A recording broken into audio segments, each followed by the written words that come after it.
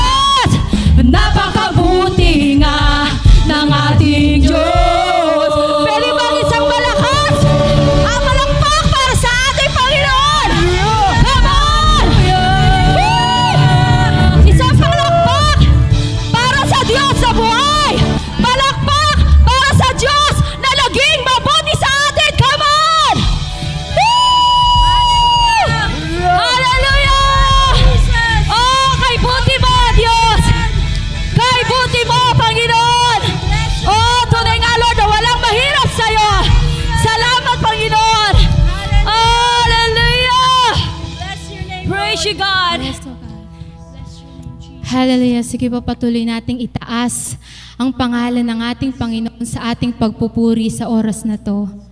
Hallelujah. Ang sabi po ng Diyos sa Jeremias 32:27, ako si Yahweh, ang Diyos na lumikha ng lahat ng tao. Walang bagay na mahirap para sa akin. Kaya church, sa muli nating pag-awit, maaari ba nating ipakita sa ating Panginoon ang ating tunay na pananampalataya sa Kanya? Na sa ating pag-awit sa oras na to, paniwalaan natin na sa ating Diyos ay walang mahirap, sa Kanya ay walang imposible, sapagkat lahat ng bagay ay posible sa ating Panginoon. Dahil ang Diyos na nilalapitan natin, ang Diyos na sinasamba natin ay dakila, makapangyarihan at higit siya sa lahat. Kaya sa oras na to, kung paniniwalaan mo lamang ang ating Panginoon, mararanasan mo ang pagkilos niya. Mararanasan mo ang kadakilaan ng Diyos at ang kanyang kapangyarihan na gagawa sa iyong buhay, sa iyong pamilya at sa iglesia ng bawat isa sa atin. Hallelujah. Purihin ka.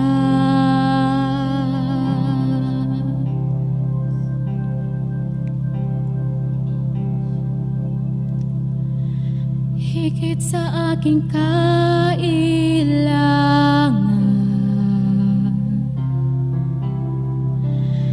higit sa aking karanasan,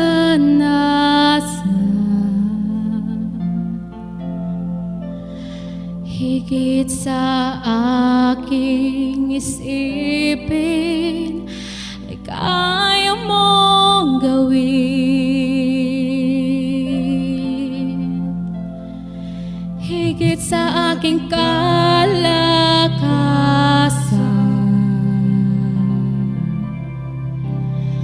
ni minsan ay hindi nagkulang. Higit sa aking isipin, ay kaya mong gawin.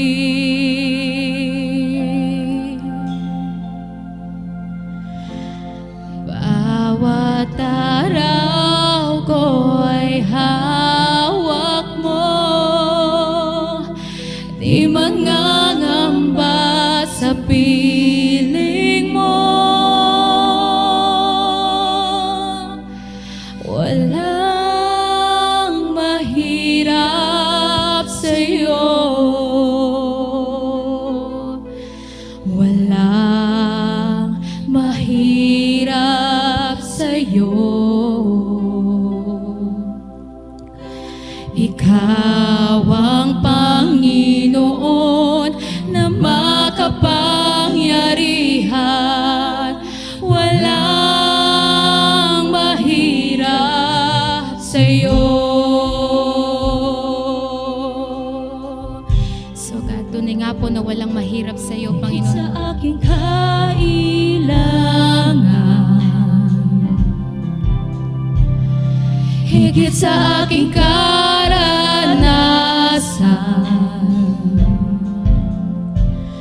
higit sa aking isipin, ay kaya mong gawin. Higit sa aking kalakasan, ni minsan ay hindi ka nagkulang, Panginoon. Ni minsan ay hindi nagkulang. Higit sa aking isipin, ay kaya mong gawin.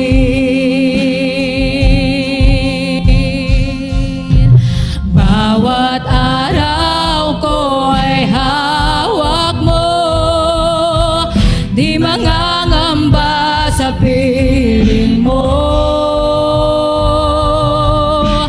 Bawat araw ko ay hawak mo, di mangangamba sa ating isigaw. Walang mahirap sa'yo, Panginoon. Walang mahirap sa'yo. Walang mahirap sa'yo.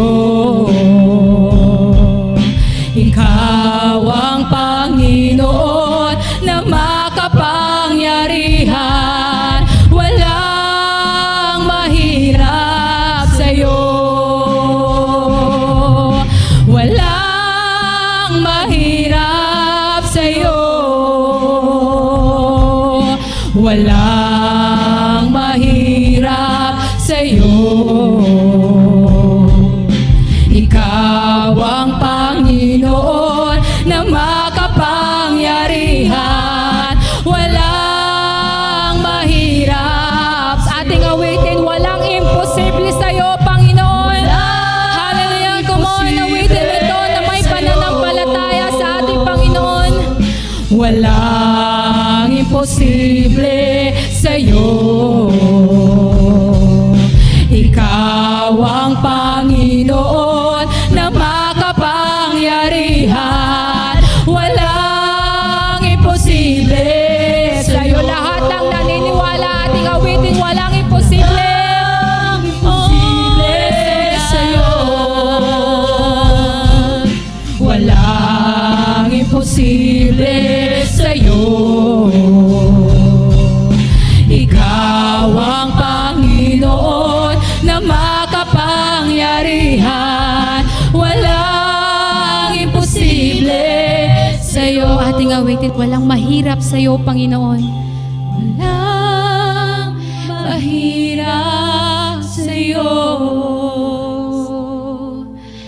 Walang mahirap sa'yo. Ikaw ang Panginoon na makapangyarihan. Walang mahirap sa'yo. Lahat ng naniniwala na walang mahirap sa Panginoon, minsan pa natin itong sabihin. Yes, oh God. Tunay nga po, Diyos, na Ikaw ay Diyos na makapangyarihan na gumagawa sa amin, Panginoon. Walang mahirap sa'yo.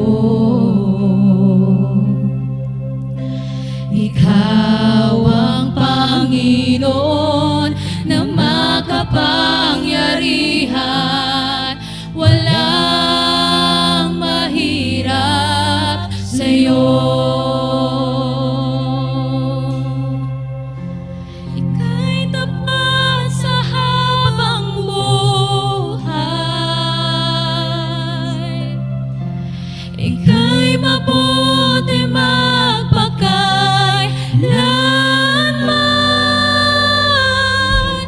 Hanggang ako'y nabubuhay, aawitin ko ang kabutihan ng Diyos.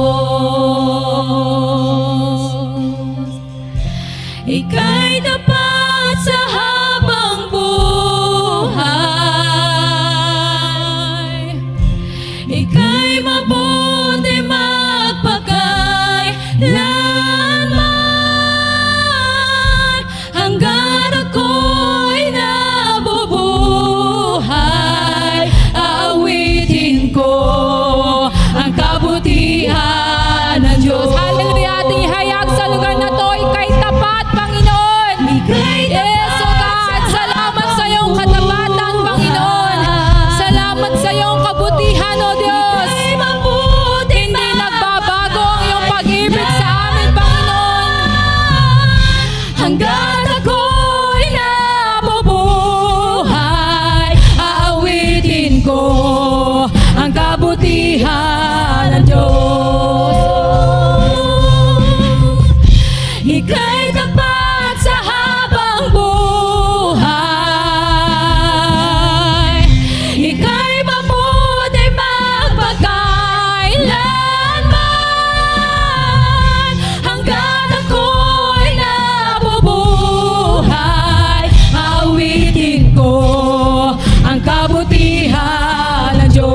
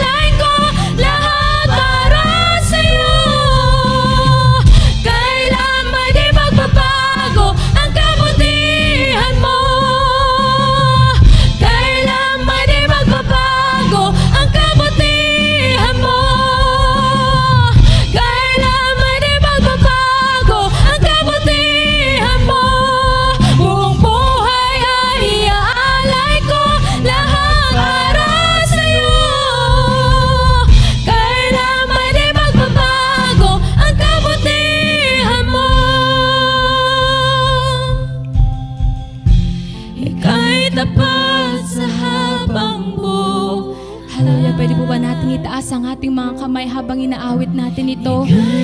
At alalahanin natin kung gaano kabuti ang Panginoon sa ating mga buhay. At habang inaawit natin ito, hayaan natin na ang ating mga puso ay patuloy na pasalamatan ng ating Diyos. Hallelujah.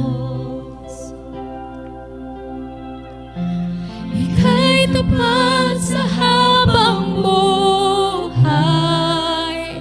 So God, salamat o Diyos. Ika'y mabuti magpakailanman. Hanggang ako'y nabubuhay, awitin ko ang kabutihan ng Lahat ng Diyos. nakaranas sa kabutihan ng Diyos, minsan pa natin itong awitin. Ika'y tapat sa habang buhay.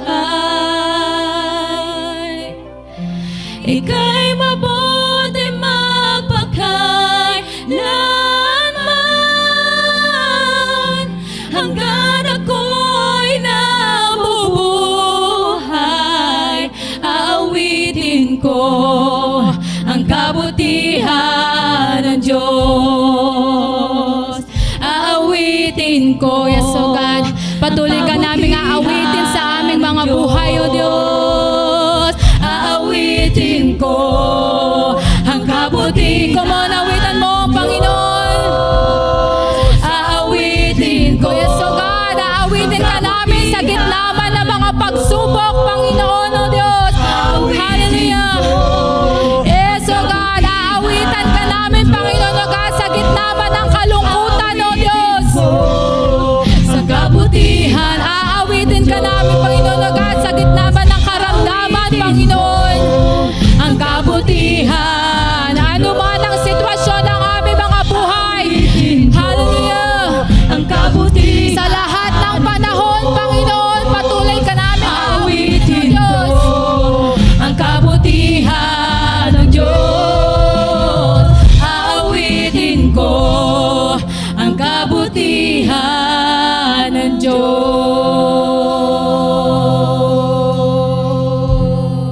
Church, pwede mo bang palakpakan ngayon ang Panginoon sa kanyang kabutihan? Sige, malakas na palakpak para sa Diyos na buhay, mabuti, tapat, dakila, hindi nagbabago. Ang Diyos na nag-empower sa iyo sa isang buong taon. Ang Diyos na nagparanas sa iyo, kapatid, at sa iyong pamilya. Hallelujah. Hallelujah. Panginoon, tunay nga, napakabuti mo. Marahil iba-iba ang aming pinagdaanan sa loob ng isang taon, Panginoon. Pero nanatili ang iyong kabutihan, ang iyong katapatan, at ang iyong pagmamahal sa bawat isa. Panginoon, salamat sa mga panahon na kami mahina, sa mga panahon na kami ay nasaktan, nawalan, Panginoon, nabigo. Lord, dahil sa mga panahong iyon, lalo naming nakita kung paano mo kami in-empower, paano mo kami pinalakas, Panginoon, paano ka naging totoo sa aming mga buhay. Lord, sa bawat isa ngayon, na patuloy na sumasamba sa iyo, dalawang bagay, Panginoon, ang nais naming gawin. Ang magpasalamat sa iyo sa isang taong nagdaan na hindi mo kami pinabayaan sa kabila man ng pandemya, Panginoon, na natili ang iyong katapatan sa bawat isa. At Lord, ang pangalawang bagay, ang pananampalataya na sa pagharap namin sa 2022, ang aming bukas, Panginoon, ay sigurado, tiyak at punong-puno ng pag-asa, punong-puno, Panginoon, ng pagmamahal at kapangyarihan mo. Lord, hayaan mo na patuloy kaming manalig sa iyo, patuloy kaming sumamba sa iyo, Panginoon, at maialay namin ang aming mga buhay para sa iyo, aming Diyos, na hindi nagbabago. At kagaya ng aming inawit habang kami ay nabubuhay, aawitin namin ang iyong kabutihan, hindi lang sa mga panahon na kami malakas at masaya, kung hindi maging sa mga kabiguan at sakit, Panginoon. sambahin. Kaya church, muli mong itaas ang iyong mga kamay at awitin mo to bilang awit ng iyong commitment kay Lord. At sabihin mo sa Kanya, Ika'y tapat, Panginoon, sa aking buhay. Hallelujah. Purihin ka, O Diyos. Sabay-sabay nating itaas ang ating tinig.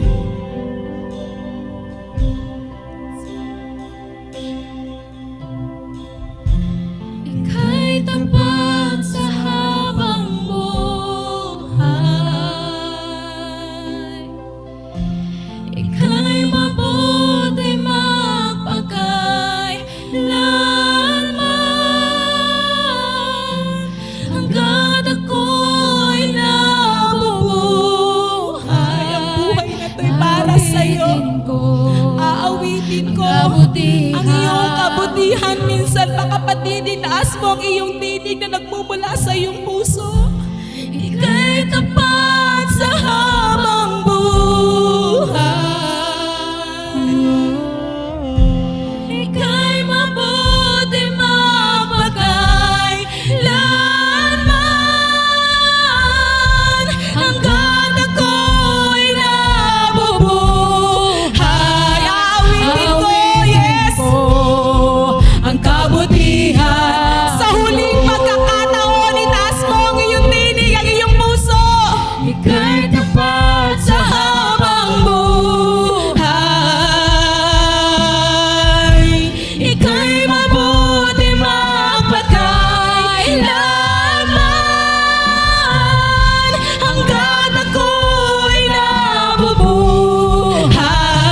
Aawitin ko ang kabutihan ng Diyos. Aawitin ko ang kabutihan ng Diyos. Aawitin ko ang kabutihan ng Diyos. Aawitin ko ang kabutihan ng Diyos.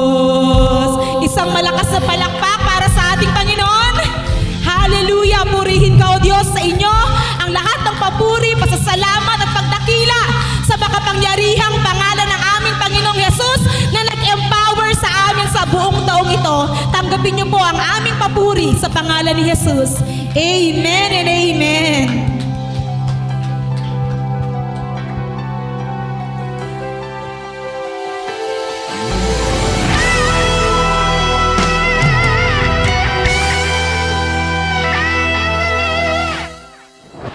Good evening, everyone.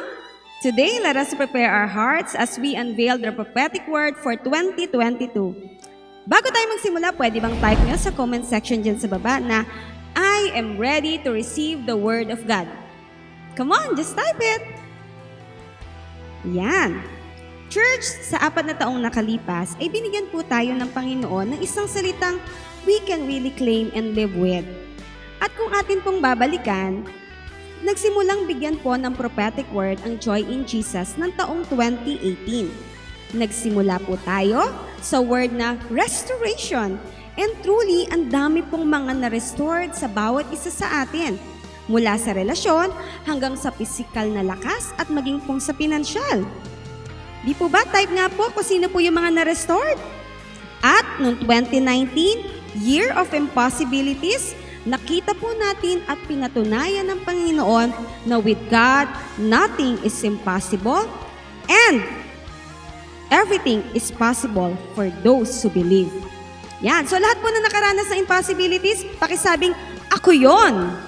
Yan. Amen. And on 2020, the year of increase. Ang tindi po ng mga nangyaring, mga progress and development in all aspects ng buhay po natin, di ba? And mind you, that time, di po ba pandemic pa po noon? At wala pong nakakaalam na mangyayari po ang lahat ng iyon, pero inihanda po ng Panginoon ang lahat ng ating kailangan. And, of course, this year 2021, ano nga po ang ating prophetic word? Yes, year of empowerment. It really gives us the power and make us to overcome all the hardship, the pains, and the persecution that we experienced this year. And we did that not by might, nor by power, but by the Spirit of God.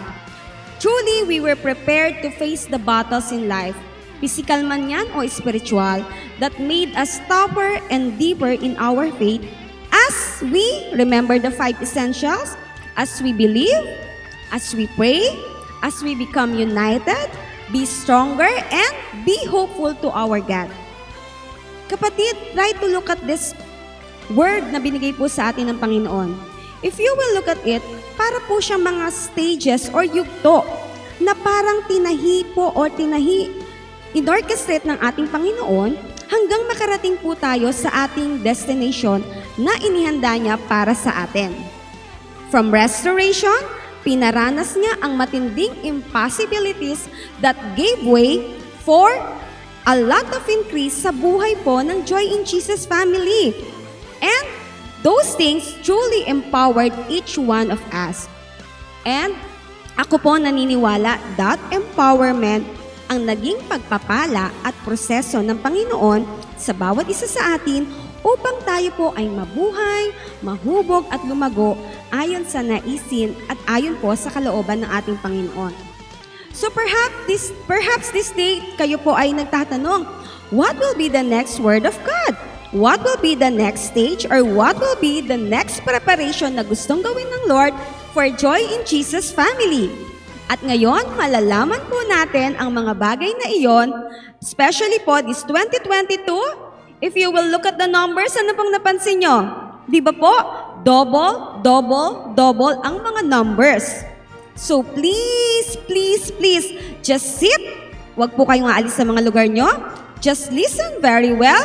Kasi po baka pag may sinabi po ang Lord, at para po sa inyo yun, hindi nyo po matatanggap kapag umalis po kayo sa inyong lugar. Kaya ang gawin lang po natin, just relax, focus, and receive God's instruction para po sa araw na to, especially the promise for 2022. A double, double, double blessings, a year for Joy in Jesus family. Excited ba kayo?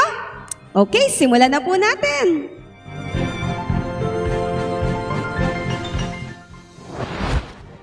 Bawat taon, ang prophetic word ng Lord ay nagbibigay sa atin ng direksyon at pag-asa. It made us hopeful that our God really secure our future. And this year, once again, mga kapatid, we can face 2022 with excitement. Sino po rito yung excited sa inyo? With amazement and with awe because of God's word. Ano man yung ating mararanasan, maganda man yan o pangit, masakit man o masaya, for sure may mga ups and down tayong mapagdadaanan. But because we have something to look forward, the promise and the word of God, lalong-lalo na sa ating iglesia, sa ating pamilya, at sa bawat miyembro ng iglesia pong ito, we will never be lost. As we receive the prophetic word of God this year, kapatid, the Lord wants us to prepare our hearts and have this kind of attitude. Let us all listen to His instruction through our local pastors. But before we receive His word, ito po ang nais ipaalala sa atin ng Panginoon. Bakit niya inihahayag sa atin ang prophetic word this year? Tandaan ho natin yung dalawang bagay na ito na nais ng Panginoon sa atin. Number 1, ang layunin po ng Panginoon ay mahayag ang kanyang kalwalatian. Mahayag ang kanyang kapangyarihan. Mahayag ang kanyang pagka-Diyos at pwede mo siyang pagkatiwalaan at pagkadependihan sa iyong buhay.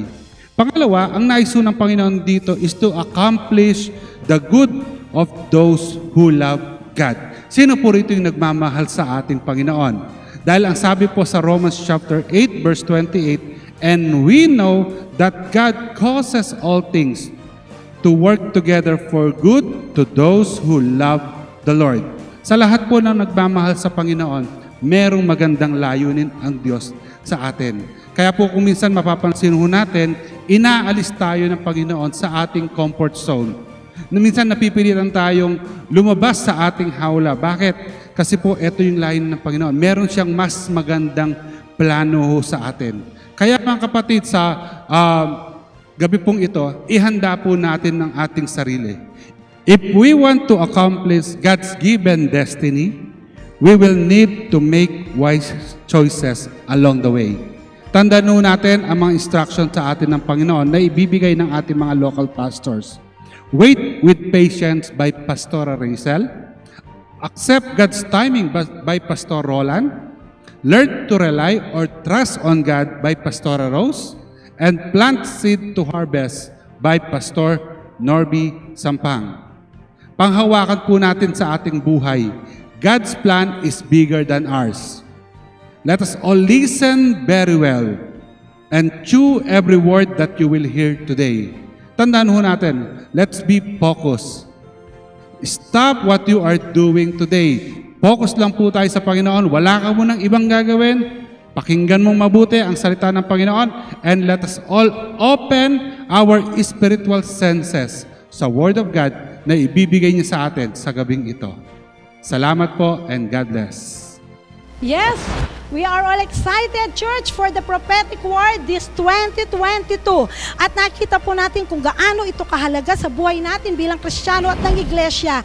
Kaya wag na wag po tayong papasok sa bagong taon na hindi po natin ito nakuha, naunawaan o pinaniniwalaan. Dahil naniniwala tayong malaki ang bahagi ng prophetic word sa tagumpay mo, sa tagumpay ng pamilya mo, sa tagumpay ng pangarap mo sa taong darating. Kaya sabihin mo, I need a prophetic word in my life. Minsan pa, I need a prophetic word in my life. At hindi lang sa buhay mo, pati sa pamilya mo. Kaya kapatid, in receiving prophetic word, we need faith. Hindi lang basta faith. Kung paano umuusad ang taon, kailangan uusad din ang faith.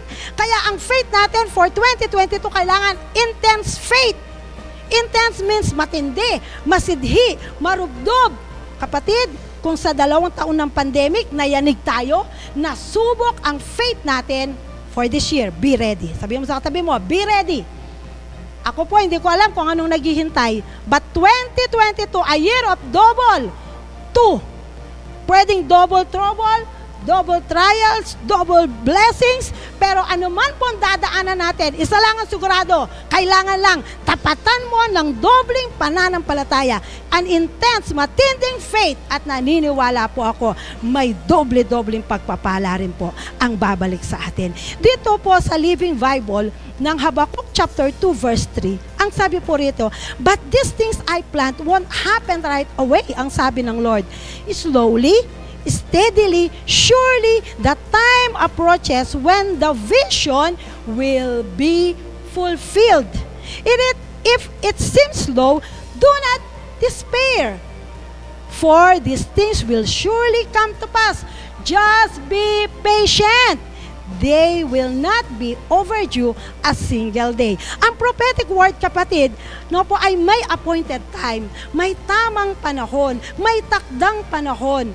It's not our time. Hindi po doon sa panahon natin, kung hindi may God's perfect time. Kaya kailangan itong hinihintay. At ang sabi po rito, it will come slowly. Hindi nagmamadali. Hindi siya nagraras. Pero sa slowly yon, it is steadily. Ano yung steadily? Tuloy-tuloy. Nagpapatuloy. Kaya alam niyo po, yung mga prophetic word natin, hindi naman po every year, 1 year tapos na eh. Kung hindi naniniwala ako lahat ng prophetic word, ito po ay tuloy-tuloy na mangyayari. Kahit tapos na ang increase, may increase pang nangyayari. Kapag tapos na ang impossibilities, mayroon pa rin po. As long na, kapatid, pinaniniwalaan mo at nagpapatuloy ka, mararanasan mo ang katuparan ng pangako ng Diyos sa buhay mo. Walang tigilan. Tuloy-tuloy. Kaya pag tumigil ka, talo ka. Pag tumigil ka, talo ka. Kapatid, kailangan, kapatid, magpatuloy because the promise is sure. Sigurado, yung vision, yung word ng Lord, it will surely fulfill. Matutupad. Mangyayari. Ang sabi nga lang, it will seem slow, para bang ang bagal, ang tagal. Pero kapatid, wait for it. Hintayin mo. Hintayin mo. Do not be despair. Huwag ka ma-distract. Huwag ka mawala ng pag-asa. Ang kailangan lang, just be patient. Sabihin mo sa katabi mo, just be patient. Kailangan ng tiyaga, kailangan ng pasensya, kailangan ng pagtitiwala. Kapatid, the victory is sure. Breakthroughs is on your way. Breakthroughs are on our way, kapatid. Just wait with patience. Never doubt. Never doubt. Huwag kang magreklamo. Huwag kang magmurmur. Huwag kang bubulong. Just wait with joy, with confidence that it will surely come. It will surely come. And it will not delay. Hindi po ito maaantala, kapatid. Hindi po ito, kapatid, mapipigilan. Kaya ABC in waiting with patience. Kailangan mo tong ABC. Tandaan mo to. A, align yourself. Kailangan ihanay mo ang sarili mo habang hinihintay mo ang prophetic word. May posisyon ang prophetic word. May address ang tagumpay. May lugar ang pagpapala. Dapat nasa tama kang posisyon. Nasa tama kang lugar. Nasa tama kang karakter. Pag dumating ang katuparan ng mga pangako ng Diyos, pag bumuhos, dapat tapat na tapat ka. Kaya Kapampangan, makatulid ka, nakasahod ka, hindi ka nawawala. At lalong hindi nagwawala. Hindi ka pwedeng nakalihis, kapatid. Ni nakasawsaw man. Kapatid, kailangan tapat yung lugar, yung sitwasyon mo, yung buhay mo. Because God is positioning you for your next breakthrough. Yes! Church, joy in Jesus. God is positioning us for our next breakthrough. Kakatugpuin ka ng prophetic word mo sa tamang posisyon na nandun ka. Kaya letter B, be on guard. Maging mapagbantay. Ang paghihintay ay napakahirap. Napakahirap. Maraming trials, temptation, maraming panlalamig ang pwedeng dumating. Mga pagkikibaka, mga battle, mga struggles ang darating. Susubukin at susubukin ang calling at commitment mo. Totoo ko bang nananampalataya? Totoo ka bang naniniwala? Kaya church, for this 2022, as you wait for the prophetic word, be alert, awake. Sabi mo sa tabi mo, gising, gising. Kailangan gising ka. Alam mong may layunin si Lord. Alam mong may inaayos si Lord. Because waiting is a process. Hindi ito matatakasan. Hindi ito matataguan at walang shortcut. Dahil habang naghihintay ka, God makes us strong, stable, and mature. Kagaya ng 5 matatalinong birhen, kapatid, nung dumating ang lalaking ikakasal, handa sila. Nawa ng tayo ng Lord, nag-aapoy habang naghihintay sa Kanya. And last, letter C, consecrate. Consecrate. Ang sabi sa Joshua chapter 3 verse 5, Joshua told the people, consecrate yourself for tomorrow, for tomorrow, for tomorrow. Bukas na yan. The Lord will do amazing things among you, among us. Kapatid, malinaw ang pangako. God is doing something. God is working. At ang pagtatrabaho ng Lord, hindi ordinary. Hindi po usual. It is amazing. May wow factor. May wow factor. Yun ang forte ni Lord eh. Yun ang specialization ni Lord. Pag ang Lord gumawa, the best. Excellence. Ang kailangan lang, kapatid, ang hinihingi ng Lord, italaga, consecrate, ang buhay nakarikil kay Lord, ang buhay ginagamit para kay Lord, ang buhay nabubuhay para kay Lord, tanging sa Diyos lamang. Kaya kapatid, for 2022, as you wait for the prophetic word na mangyari sa buhay mo, dapat lalo mong isik si Lord. Kailangan lalo mong hanapin, kailangan lalo mong i-please si Lord sa mga taong darating. Huwag na huwag kang hihiwalay sa iyong prophetic word, sa ating prophetic word, at lalong-lalo nang huwag tayong hihiwalay kay Lord.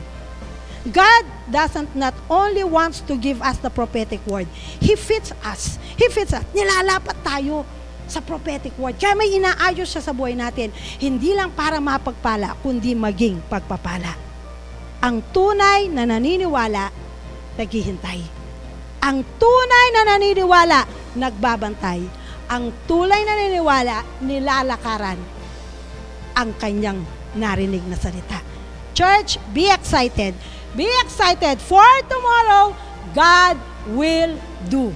God will do. Not your boss, not your husband, not our pastor, not the coming politician, kung sino man ang ma-elect, but God will do. At kapag ang Diyos ang gumawa, mas matindi. Grabe! Amazing things ang gagawin ni Lord sa atin this 2022. Church, be excited.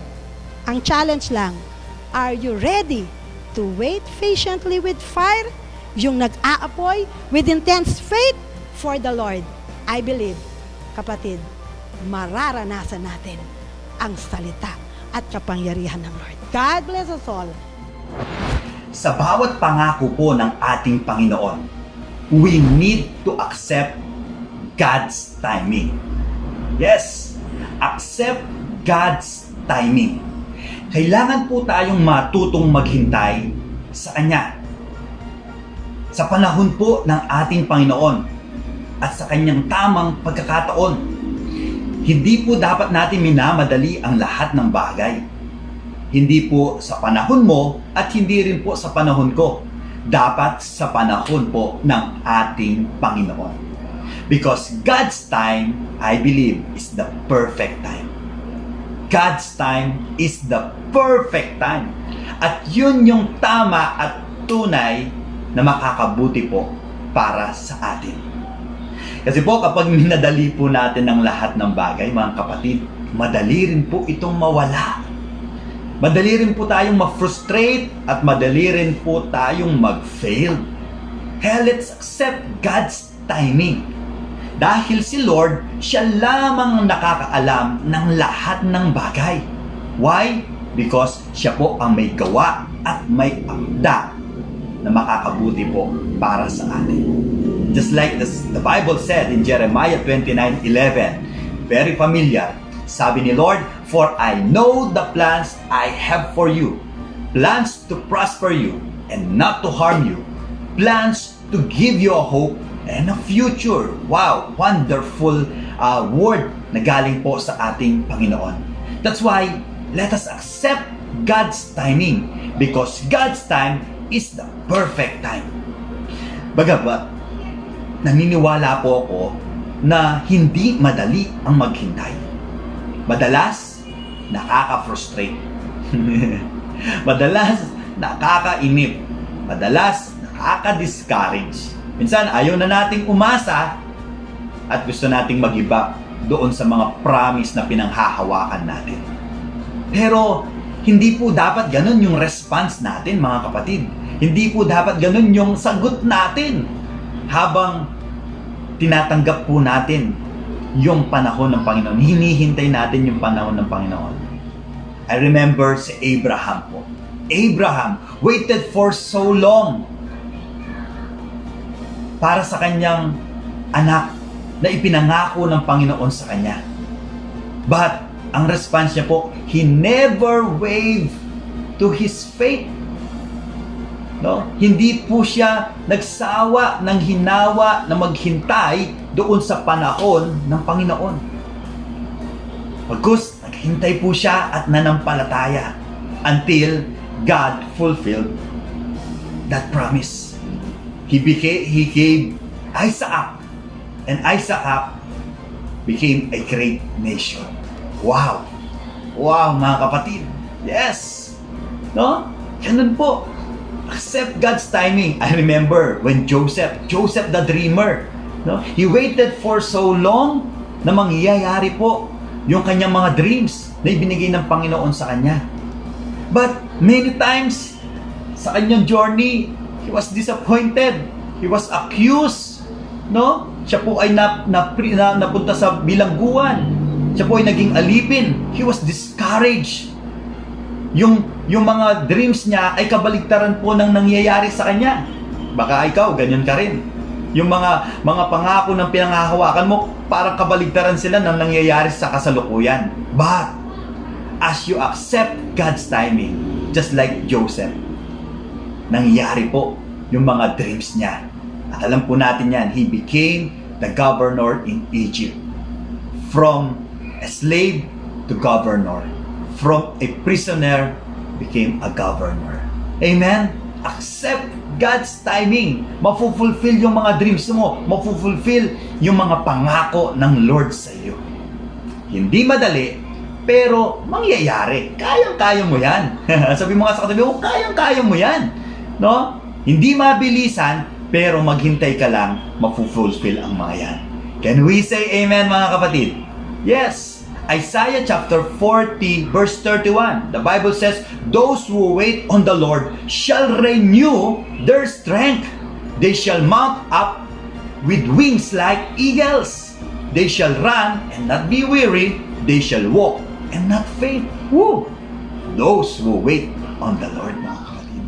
No? Kahit maghintay ka, palalakasin ka ni Lord. Kapag nanghihina ka, bibigyan ka niya ng lakas. God will endure you, mga kapatid. That's why let's accept God's timing sa mga buhay mo natin.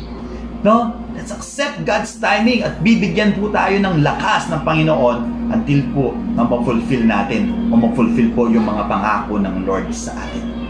Alam niyo po, ang magandang gawin habang tayo ay naghihintay, while we are accepting God's timing, ang maganda po natin gawin ay let's learn from new things. May mga bago po na ipapakita na ang Panginoon sa atin. No, let's learn from new things. Let's discover new things or new ideas. Make small right decision. Gumawa po tayo ng mga maliliit at tamang desisyon, mga kapatid. Let's build our momentum. Woo! Let's find mentors. Find the right people. Surround yourself with the right people and increase your capacity. Mag-increase po tayo ng capacity. You have to prepare yourself for the best. You have to train yourself for the best. And you have to get ready for the best because God's time is the best for you and for me. Amen. Can we say aloud, amen? Kaya kapatid, huwag kang panghinaan ng loob. Pwede bang sabihin mo yan sa katabi mo? Sa kapamilya mo, huwag kang panghinaan ng loob. Huwag kang mawawalan ng pag-asa. Amen? Accept God's timing. Kasama mo si Lord. Kakampi mo si Lord. Si Lord ang bahala sa iyo. Sapagkat sinasabi po ng kasulatan, mga kapatid, hindi mabibigo ang sino mang sumasampalataya sa Kanya. Ikaw ba'y sumasampalataya? Accept God's timing. Maghintay at huwag manghinawa. Maraming salamat po. God bless you. What will happen sa 2022? Ano ang dala nito? Ano ang ating kakaharapin? 2019 at 2020, alam po natin, dumating ang COVID. Nagka-pandemic. Matinding pagsubok ito sa atin. May nagkasakit, may namatayan, may nawalan ng trabaho, ng hanap buhay. Na kahit ganito po ang ating dinanas, mga kapatid, naniniwala pa rin ako na maganda at mabuti ang plano at layunin ng Diyos sa kanyang mga anak. Alam ko na ang dala ng Panginoon at bigay ng Panginoon sa atin ay buhay at pagpapala. Ating pong mensahe ngayon ay makikita dito sa Kawikaan chapter 3 verse 5 to 6. Ang sabi po ay ganito: "Kayawe ka magtiwala buong puso at lubusan at huwag mananangan sa sariling karunungan. Sa lahat ng iyong gawain, siya ay alalahanin upang ika'y patnubayan sa mga tatahakin." Ang mensahe ng Diyos ay pinamagatang lubos na magtiwala sa Diyos sa taong 2022. Ano po ang dapat nating tandaan upang maharap natin ang taong 2022 ng payapa at masaya? Alalahanin po natin ang ating Diyos. Tandaan po natin kung sino ang ating Diyos. Una, God is all-knowing. Ang Diyos po natin, mga kapatid, God knows everything. God sees everything. God hears everything. God can do anything, and He's the one who controls everything. Kaya, dapat lamang po, kay Yahweh ka magtiwala buong puso at lubusan, sapagkat siya ang nakakaalam ng lahat-lahat. Ang ating past, alam niya. Ang ating present, alam niya. At ang ating future, ay alam niya at hawak niya.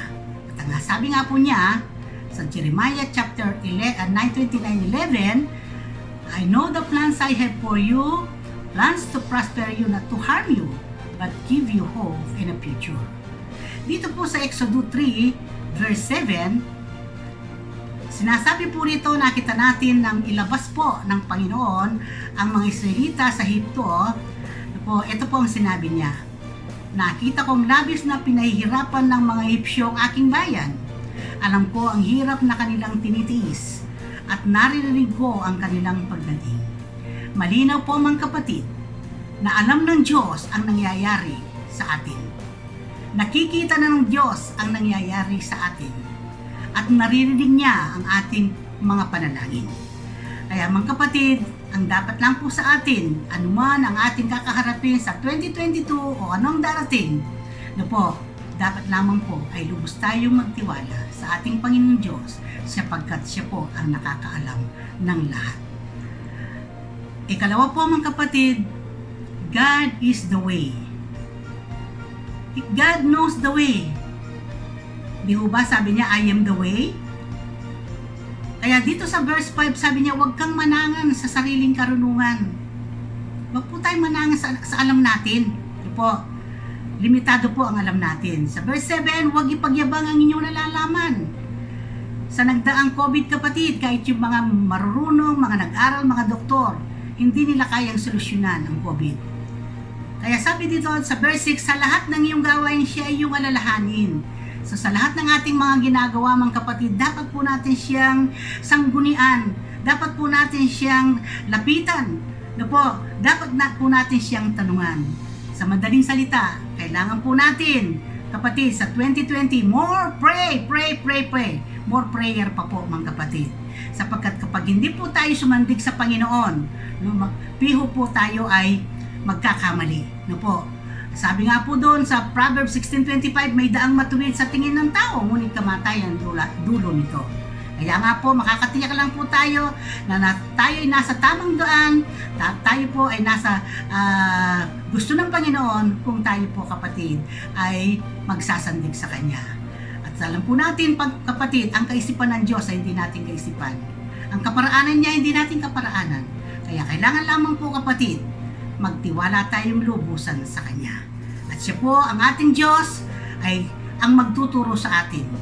Sabi niya, tuturuan kita para sa iyong kabutihan. Papatnubayan kita sa daan na dapat mong lakaran. Wow, kapatid, tingnan nyo. Ito po ang ginagawa ng Diyos sa atin. Hindi lang tayo po tinanggap na bilang anak niya, kundi ito po, tinuturuan tayo. At ang kanyang pagtuturo, kapatid, ay para sa ating kabutihan. Kapatid, at papatnubayan tayo. At yung huli, kapatid, wag natin kalilimutan, God is with us. God is our help. God can help us. Doon sa verse 6, sabi po, upang ikaw ay patnubayan, samahan sa iyong tatahakin. Kasama po natin ang Diyos. At alam po natin, ang buhay ng Kristiyano, kapatid, ang buhay ng tao, ay dadaan sa wilderness, sa ilang, sa kawalan, sa darkest time, sa mga kahirapan, mga kapatid, sa mga kaguluhan, sa great difficulty, yung mahihirap ng mga bagay, sa mga obstacle, mga hadlang, at yung detour, di ba? Sa detour talagang mag-iiba ka ng daan. Kaya kung hindi tayo magtitiwala sa Diyos, kapatid, baka tayo ay hindi makakapagpatuloy. Sabi nga po, Panginoon, ang pangako ng Diyos, kapag dumaan ka sa ilog, hindi ka malulunod. Pag dumaan ka sa apoy, hindi ka masusunog, ayon sa Isaiah 43:2, kapatid. Sapagkat hindi tayo iiwan, ipababayaan ng Diyos. At hindi lamang po yun, mga kapatid. Sabi nga po, ilibibig ko ang mga bansa para lang maligtas ka. Ililigtas po tayo, mga kapatid, kahit na po tayo minsan ay dadanas ng mga pagsubok sa buhay, ililigtas tayo. Dahil sabi niya, mahalaga ka sa akin, mahal kita, kaya't pararangilan kita, huwag kang matakot sapagkat ako'y kasama mo. Wow, praise God! Ito po ang dapat nating tayuan, mga kapatid, sa mga salita ng Diyos. Kaya patuloy kayong, sabi nga po, patuloy kayong papatnubayan ni Yahweh at ibibigay ang pangangailangan sa gitna ng disyerto. So, dadaaman po tayo sa disyerto, kapatid. Hindi po tayo pababayaan. Kaya kailangan lamang po, kapatid, panatilihin nating tayuan ang mga salita ng Diyos, panaligan ang lubusan ng Panginoon at manatiling matapat sa ating Diyos. At ang pangako niya, kapatid, sa Proverbs 3:1 and 2, upang tumagal at tumaba ang buhay at maging masagana sa lahat ng kailangan. Sa gayon, malulugod sa iyo ang Diyos at kikilalanin ka ng mga tao. Amen. Hindi wala po na lahat po tayo ay naranasan na natin po yung magtanim. O kung hindi man po, ay nakakita na po tayo ng mga nagtatanim po. Sa pagtatanim po, nangangailangan po ito ng paghahanda. Tamang pangangalaga at nandun po yung waiting season upang mapalaki, mapalago, and eventually ay po makapag-harvest po tayo ng sagana. Ganyan din po ang buhay natin bilang tao at bilang mananampalataya. For us to receive the direction from God, kailangan maintindihan natin sa mga panahon po ng pagtatanim natin ay mayroong mga nangyayari. Andun po yung mga struggles, yung mga season na napuprostrated po tayo, nagkakaroon po tayo ng problema. But I tell you tonight, kapatid, even if there is a shift in our season and we can see it now, may pagbabago man po sa ating panahon at nakikita natin itong paparating.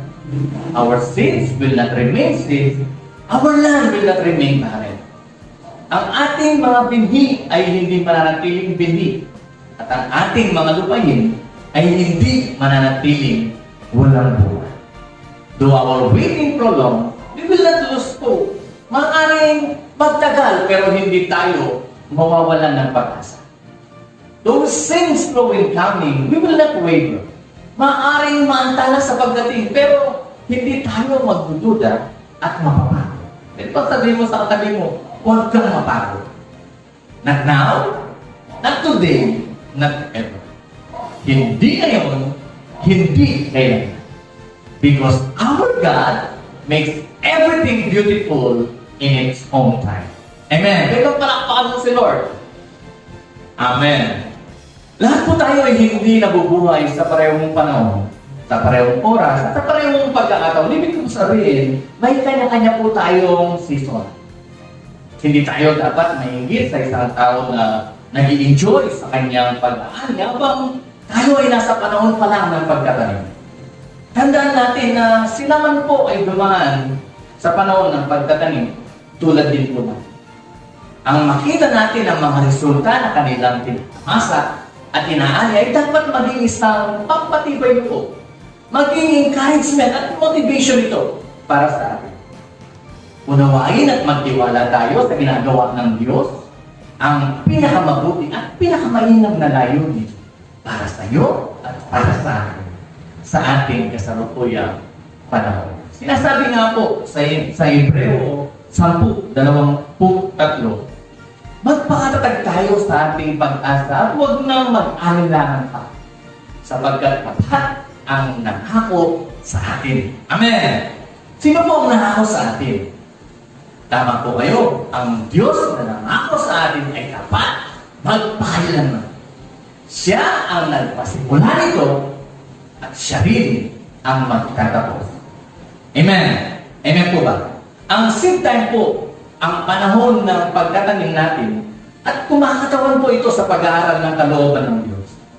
Sa bawat oras na pipiliin natin ang kalooban ng Diyos, sa halip na ang ating mga sariling kagustuhan, tayo po ay nagtatanim ng isang mabuting binhi na sa kalaunan ay magdadala ng ani sa ating buhay at sa ating buong pamilya. Kung gusto nating makaranas ng malalaking ani, if we want to experience great harvest in our life, hindi tayo dapat magsawa at mapagod sa paggawa ng mga bagay para sa Panginoon. Pwede bang sabihin mo sa katabi mo, huwag kang mapagod para sa Panginoon. Amen. At ito po kung kapag hindi tayo nagsawa at mapagod sa paggawa, ito po pwedeng mangyari. Restoration is sure to happen. Impossible things are manifested to us. An overflowing of increase and an empowered life full of favor and promotion. Come on, pwede mo palakpakan mo si Lord. Hallelujah. Praise God. At sa panahon po ng ating pag-harvest, Higit pa kaysa dati ang aanihin natin. Ang mga mabuting bagay ay ipapakita at ipaparanas ng Panginoong Diyos sa atin. Kaya huwag po tayo humiwalay sa presensya ng Diyos kung nais nating mag-harvest ng sobra-sobra. Pwede ba sabihin mo sa katabi mo, huwag kang humiwalay sa presensya ng Diyos. Amen. May mga bagay na pinapahintulutan at pinapangyari po ang ating Diyos sa buhay natin. Ito po ayon sa kanyang kalooban sa tamang panahon. Hindi natin trabaho ang malaman kung kailan mangyayari ito, pero ang marapat natin gawin is that we will wait with patience at hindi tayo magigiba hanggang makarating tayo sa finish line as we accept God's timing kahit gaano man tayo ka-frustrated at ka-disappointed. Habang natututo po tayong umasa at magtiwala sa Diyos at manatiling nakatuon po ang ating mga mata at ang ating focus sa Kanya, mas magiging mabunga ang ating mga buhay. Ang paniniwala at pagtitiwala natin sa Diyos ay nagdudulot ng masayang buhay. Tulad ng binhing itinanim, aanihin natin ang ating itinanim upang may sakatuparan ang layunin ng Diyos sa ating mga buhay. Pero palakpakan mo si Lord. Grabe. Harvest time is on the way. Sabi mga sa kanimo, harvest time is on the way. He will not delay it, but He will accomplish what He had promised to us. Hindi niya ito ipagpapaliban. Pagkus ay tutuparin niya ang kanyang ipinangako. Kaya ito ang tagubilin sa atin ng Diyos. Sa Galatians 6:9, sabi po doon, kaya huwag tayong mapagod sa paggawa ng mabuti, sapagkat pagdating ng takdang panahon, tayo ay aani kung hindi tayo susuko. Sabi ko sa katabi mo ngayon, hindi tayo susuko. Amen. Panghulihan din po, kaya huwag tayong tumigil at magsawa sa paggawa ng mabuti. At ayahan natin ang Diyos na maging Diyos at manatiling Diyos sa ating buhay hanggang magkaroon ng katuparan ang mga layunin niya sa buhay niya. God bless us all po.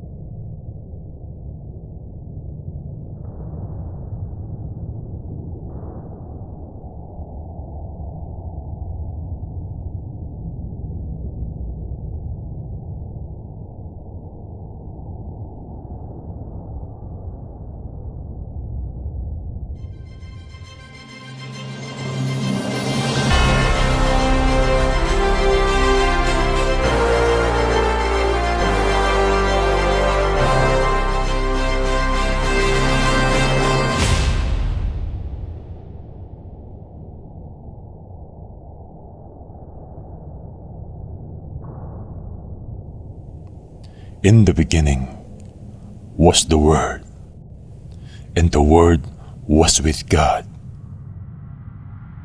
and the Word was God. The Word is powerful that even the human mind cannot conceive. Through Word there is creation. Through Word God made promises. The promise of a new beginning with Noah and the great flood. The promise of a son, the father of all nations. The promise to Moses.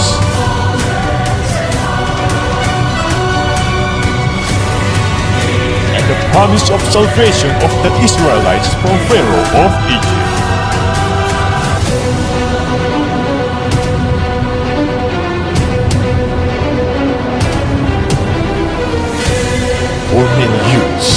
God remained faithful to His words. But then, for 400 years, God is silent. No prophets, no miracles, no word. But then, the greatest miracle happened. The Word became flesh and made His dwelling among us. He is the wonderful Counselor, and we have seen His glory. Prince of Peace, the promised King is born. 33 years later, for the sake of many, He died on the cross to save the world from their sins. But after 3 days, He rises up again and ascended to the skies with the promise that someday He will return. He left a final mission to His people to go and make disciples of all nations, and to teach them obey everything He had commanded.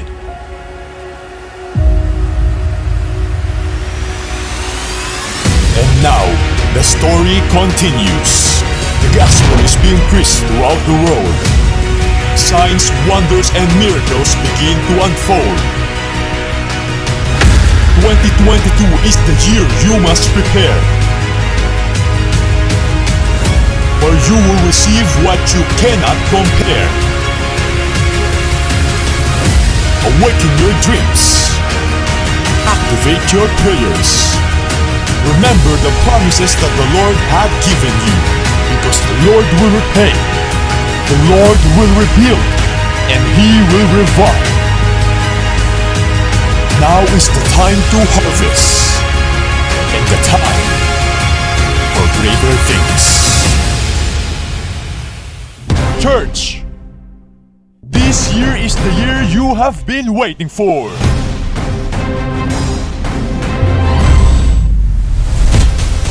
For it is said in Ezekiel 12:28, this is what the Sovereign Lord says, none of my words will be delayed any longer. Whatever I say will be fulfilled, declares the Sovereign Lord. And now, the gateways of heaven have been opened. No prayer shall be delayed, for His words forever remain. You will be astounded. You will be amazed. And you will be blessed. Because 2022 is the year of fulfillment.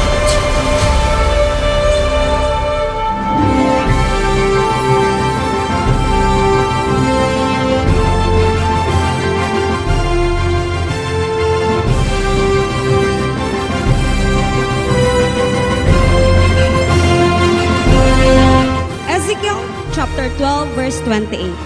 Therefore say to them, this is what the Sovereign Lord says, none of my words will be delayed any longer. Whatever I say will be fulfilled, declares the Sovereign Lord. You heard it right, fam. No more delay this 2022. This year is the year of fulfillment.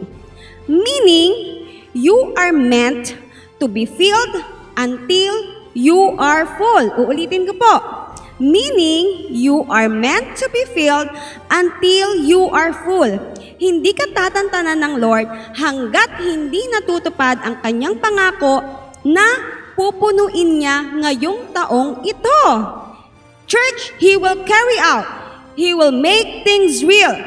He will make things happen this year. Full, punong-puno po. We will contain a lot of things in our life. Feel, lalagyan po tayo ng Lord, pupunuin upang maganap ang kanyang mga pangako para sa buong Joy in Jesus family. Men, ibig sabihin, para sa atin yun, para sa iyo, para sa akin, for Joy in Jesus family. Church, whatever you have in your mind right now, Sabi po ng Lord, for the word, this 2022, He will fulfill. But please, just don't remember the promise. Remember also all the instructions that God gave us today. We were restored, we received impossibilities, we received increase, we experienced empowerment, and that is for the fulfillment of all these things. Church, by the grace and by the power of the Holy Spirit, we need to intensify everything in our lives next year. This 2022, we must intensify our faith. We must intensify our prayer. Patindihin po natin, ibig sabihin, double blessing, double dapat din po ang gagawin po nating aksyon. We need to intensify our patience. Sabi ni Pastora Rachel, we need to intensify our waiting sa timing po ng Lord. We need to intensify our kindness. We need to intensify our trust in God because, church, a double blessing is equal to double hard work. For sure, the work of the devil will be double also. Huwag kang magpapadaya sa kaaway. Maraming pain and pain na ihinihanda ang kaaway para mahirapan ka, para sumuko tayo, para hindi natin matanggap ang fulfillment na yan. Church, one of the Word of God in each one of us, we will be experiencing detour in our lives. But we believe as your pastors and we are praying. Kami pong lahat na mga nanalangin para sa salitang ito at binigyan po ng pagkakataon ng Panginoon na maipahayag ito sa inyo. Ang dalangin po ng bawat sa amin, matanggap po ng lahat ng Joy in Jesus family ang salitang ito at wala pong mawawala at kung may magwawala, ito po ay mapagtatagumpayan ng bawat isa. We don't need to worry about our ending. We don't need to worry about our destiny. Nakaabang na po doon si Lord. The victory is ours. Nagsalita na ang Panginoon. Kapag sinabi niyang magaganap, magaganap ang lahat. Church, just be wiser, be stronger, and be bolder for Christ. Sabi ni Lord, for this 2022, tell my people in Joy in Jesus, Ministries International, sa lahat ng chapter, Angeles chapter, Pias chapter, Worship Center, Main Church, Ebus, at sa lahat ng mga chapters na mabubuksan. Therefore, none, say to them that this is what the Sovereign Lord says. None of my words will be delayed any longer. Whatever I say will be fulfilled, declares the Sovereign Lord. Huwag niyong kalilimutan, laging mayroon joy in Jesus. Sa mga nagdaang araw, nagagalak ako dahil kasi sa mga word na ibinigay sa atin ng Panginoon. Una yung word na restoration, pangalawa yung impossibility, pangatlo yung increase, pangapat at umabot pa tayo sa pandemya itong empowerment. Kaya galak na galak ako dahil kahit merong pandemic, ang ganda ng report ng ating mga pastor. Ang dami daw mga bagong kapatiran ngayon na pumapasok sa church. Ang dami daw ang mga binless nilang sasakyan. Ang dami daw ang mga binless nilang mga bahay.